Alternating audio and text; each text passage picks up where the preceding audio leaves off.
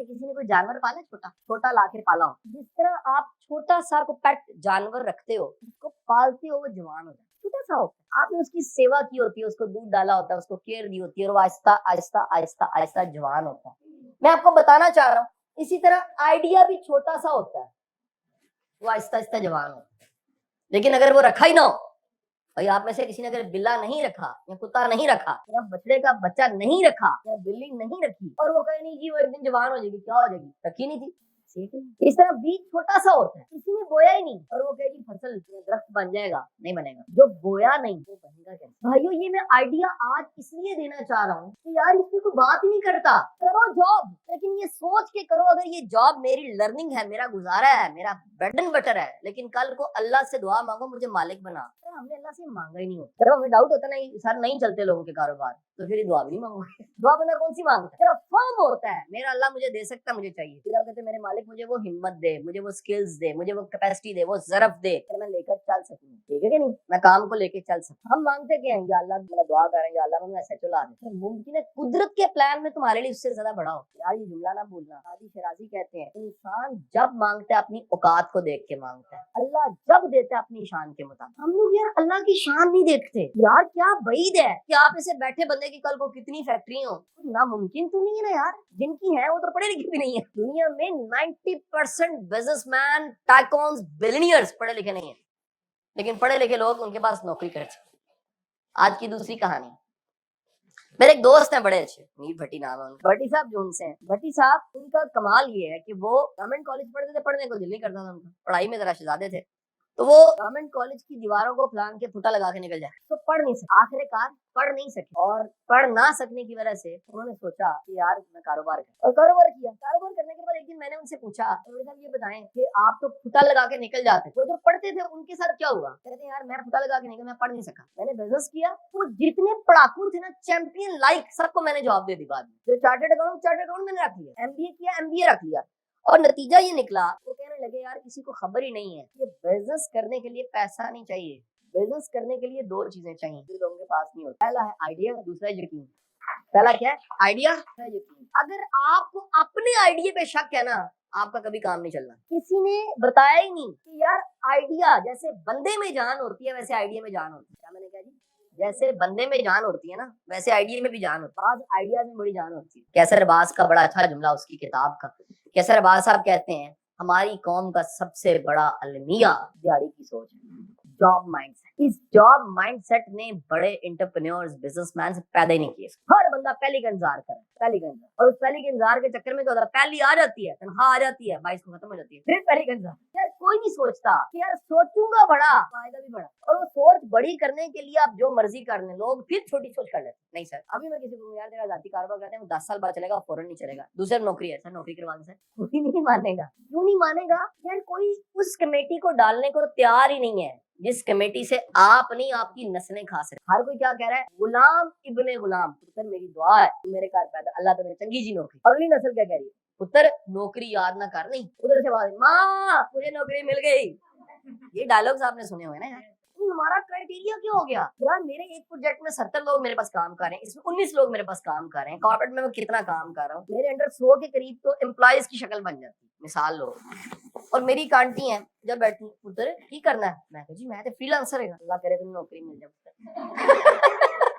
Only one yardstick। मैं kilometres में जा चुका हूँ, वो सेंटीमीटर्स के जरिए मुझे मैयर करती हैं। जब नहीं कर पाती वो मेरे लिए दुआएं मांगी, या अल्लाह तेनू नौकरी मिल जाए, किड्डा बेरोजगार है। मैं जदों आनी कहंदी फ्रीलांसर वेला जाना होए, भाई फ्रीलांसर ते वेले नहीं होंदे। बात नहीं समझ आई। मेरे पास तो अभी इधर आते आते तक आज के दिन में अल्लाह के करम से 4 जगह ना करके आया हूँ कि नहीं आ सकता जी, सॉरी अभी काम है ना की करा, काम है ना। लेकिन आपको रियलिटी बता रहा हूँ, कोई ये सोचता ही नहीं है कि बड़ा सोचूंगा तो कितनों का रोजगार और कितनों का काम चल पड़ेगा। हर कोई अपनी दिहाड़ी, अपना दिन, अपना महीना, अपनी जॉब को सोच रहा है। जब सोच इतनी महदूद होगी तो क्या होगा। और आज मैं आपको बड़े यकीन और ईमान से कहता हूँ, मैं अल्लाह से उन लोगों के लिए दुआ करता हूँ जिन्होंने मुझे नौकरी नहीं दी। मैंने बड़े लोगों को जॉब करवाई है, खुद करवाई है। मैं कहा बेटे 5 साल जॉब करो और सीखो, और मालिक की आदतों को देखना, तुमने मालिक की आदतें।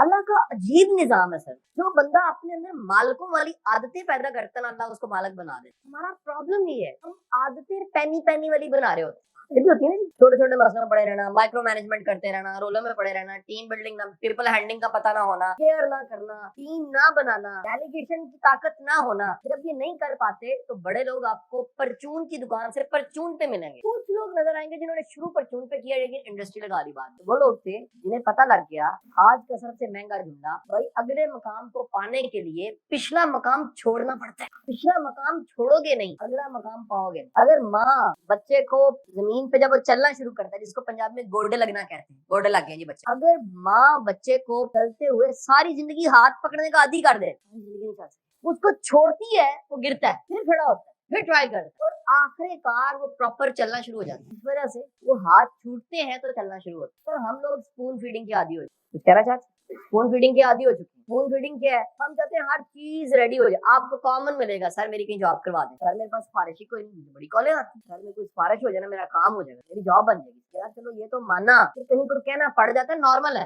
लेकिन यार सिफारिश नलायक बंदे की क्या हो सकती है? सिफारिश सबसे दुनिया में अच्छी पता क्या है सर? ये मेरिट पे जरा देखिए, दुनिया का सबसे अच्छा वर्ड क्या है सर? बंदा मेरिट पे, प्लीज कंसीडर इट। लेकिन एक सर इन्हें कख नहीं आंदा, इन्हें रख लो ताकि गले पै जाए। बंदा बेवकूफ है।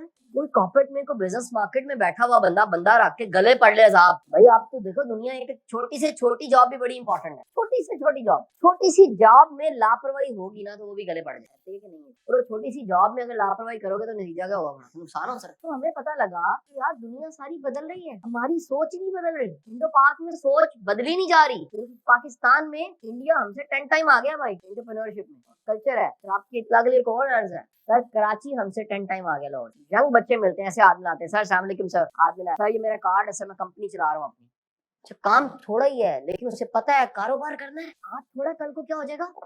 हम लोग किसी बड़ी सी जॉब तो की सलामी के साथ इंतजार कर रहे हैं, 5 दिन का कोर्स करेंगे, हैक करके जॉब मिल जाएगी। अल्लाह की बंदो मिल जाएगी, लेकिन सवाल ये पैदा होता है कि जॉब से तुम बड़े होगे कि नहीं होगे। एक बात याद रखना, जिस दिन तुम्हारी जॉब से तुम बड़े हो जाते हो ना, अगली जगह तुम्हारा इंतजार करिए। हम लोग अपने आप की जॉब से अपने आप को रखते हैं छोटा। जब छोटा रखते हैं तो नतीजा क्या होता है? सोच बड़ी नहीं होती, एक्सपोजर बड़ा नहीं, हिम्मत बड़ी नहीं होती, ब्रेव नहीं होते।